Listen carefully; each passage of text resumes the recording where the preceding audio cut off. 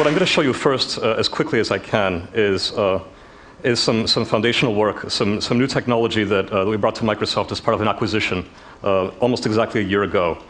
This is Seadragon, and it's an environment in which you can either locally or remotely interact with vast amounts of visual data. We're looking at many, many gigabytes of digital photos here, and kind of seamlessly and continuously zooming and panning through the thing, rearranging it in any way we want. And it doesn't matter how much information we're looking at, how big these collections are, or how big the images are, and most of them are ordinary digital camera photos, but this one, for example, is a scan from the Library of Congress, and it's in the 300 megapixel range.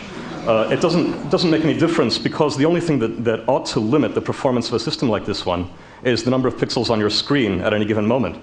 It's also a very flexible architecture. This is an entire book, so this is an example of non-image data. This is Bleak House by Dickens. Every column is a chapter, and to prove to you that it's really text and not an image, we can do something like so, to really show that this is a real representation of the text. It's not a picture. Maybe this is a kind of an artificial way to read an ebook. I wouldn't recommend it. This is a more realistic case. This is an issue of The Guardian. Every large image is the beginning of a section, and this really gives you the joy and the good experience of reading the real paper version of a magazine or a newspaper, which is an inherently multi-scale kind of medium. We've also done a little something with the corner of this particular issue of The Guardian. We've made up a fake ad that's very high resolution, much higher than you'd be able to get in an ordinary ad, and we've embedded extra content. You want to see the features of this car, you can see it here, or other models, or even technical specifications. And this really gets at some of these ideas about really doing away with those limits on screen real estate. We hope that this means no more pop-ups and other kind of rubbish like that should be necessary. Of course, mapping is one of those really obvious applications for technology like this, and this one I really won't spend any time on, except to say that we have things to contribute to this field as well. But those are all the roads in the US superimposed on top of a NASA geospatial image. So let's pull up now something else. So this is actually live on the web now. You can go check it out. This is a project called Photosynth, which really marries two different technologies. One of them is Seadragon, and the other is some very beautiful computer vision research done by Noah Snavely, a graduate student at the University of Washington, co-advised by Steve Seitz at UW and Rick Zalisky at Microsoft Research. A very nice collaboration. And so this is live on the web. It's powered by Seadragon. You can see that when we kind of do these sorts of views, where we can dive through images and have this kind of multi-resolution experience. But the spatial arrangement of the images here is actually meaningful. The computer vision algorithms have registered these images together so that they correspond to the real space in which these shots, all taken near grassy lakes in the Canadian Rockies, all these shots were taken. So you see elements here of stabilized slideshow or panoramic imaging. And these things have all been related spatially. I'm not sure if I have time to show you any other environments. There are some that are much more spatial. But I'd like to jump straight to one of Noah's original data sets. And this is from an early prototype of Photosynth that we first got working in the summer, to show you what I think is really the punchline behind this technology, the Photosynth technology. And it's not necessarily so apparent from looking at the environments that we've put up on the website. We had to worry about the lawyers and so on. This is a reconstruction of Notre Dame Cathedral that was done entirely computationally from images scraped from Flickr.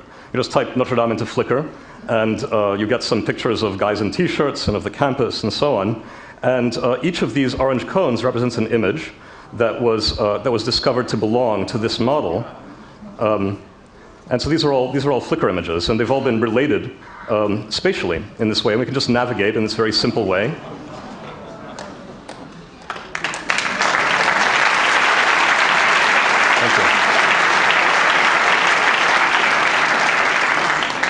You know, I never thought that I'd end up working at Microsoft, and it was very gratifying to have this kind of reception here.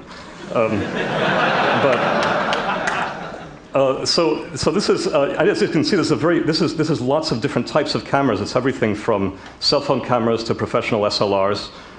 Quite a large number that have been registered together into this environment. If I can find some of the sort of weird ones, so many of them are occluded by faces and so on. There's somewhere in here, there's actually there are a series of photographs. Here we go. This is actually a poster of Notre Dame that registered correctly.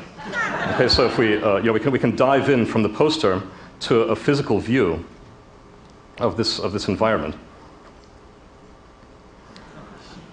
So what the point here really is that we can do things with the social environment. This is now taking data from everybody, from the entire collective memory of visually of what the Earth looks like, and link all of that together. All of those photos become linked together, and they make something emergent that's greater than the sum of the parts. You have a model that emerges of the entire Earth. Think of it as the long tail to Stephen Lawler's virtual Earth work.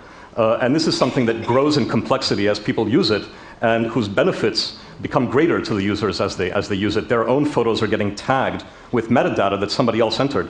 If somebody bothered to tag all of these saints and say who they all are, then my photo of Notre Dame Cathedral suddenly gets enriched with all of that data. And I can use it as an entry point to dive into that space, into that metaverse, using everybody else's photos, and do a kind of a cross-modal and cross-user social experience that way. And of course, a byproduct of all of that is immensely rich virtual models of every interesting part of the Earth, collected not just from overhead flights and from satellite images and so on, but from the collective memory. Thank you so much.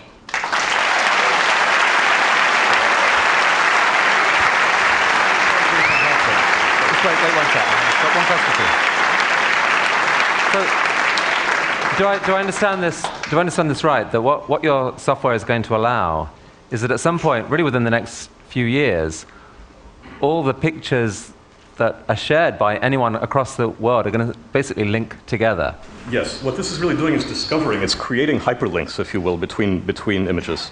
And it's doing that based on the content inside the images. And that gets really exciting when you think about the richness of the semantic information that a lot of those images have. Like when you do a web search for images, right, you type in phrases, and the text on the web page is carrying a lot of information about what that picture is of. Now, what if that picture links to all of your pictures? Then the amount of semantic interconnection and the amount of richness that comes out of that is really huge. It's a classic network effect. Blaise, that is truly incredible. Congratulations. Thanks so much. Yeah.